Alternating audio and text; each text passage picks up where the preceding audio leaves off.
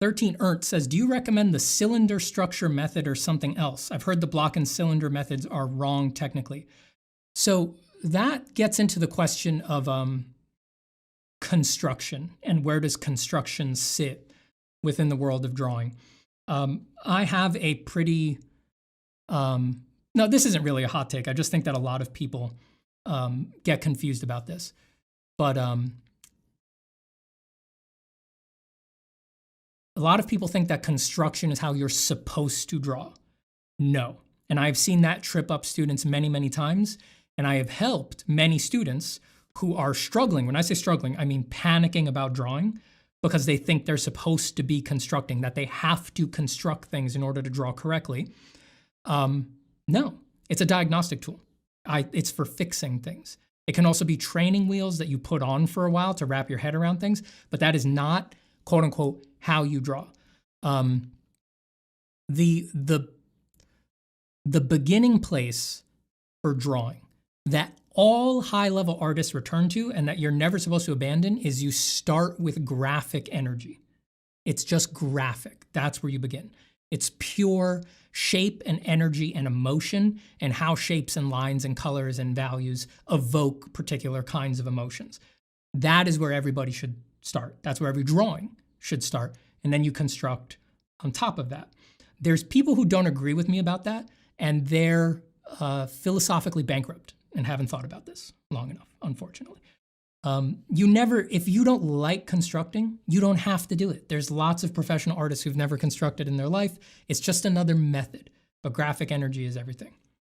So for anybody who's just totally confused, like some people are under the impression that it's like, all right, if I need to draw a torso, it has to be, I'm supposed to throw a block form here, and then the shoulder is a sphere, yeah? So it's supposed to integrate with the block there, and then the cylinder needs to come effectively out of the sphere, like I'm drawing Tinker Toys or something like that. And okay, so this means I'm a good artist, right, Mom?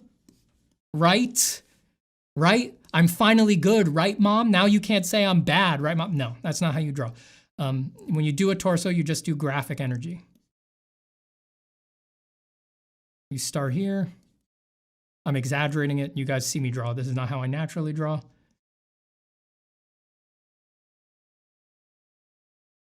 But you just do shapes. If you have 30-something years of drawing practice under your belt like me, then that graphic energy beginning is going to communicate, is going to look somewhat cohesive.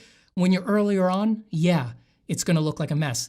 That's okay. That's how drawings are supposed to look early on. And then you construct on top of this to make corrections and adjust proportions if you have to, if you like working that way. You don't have to do it that way.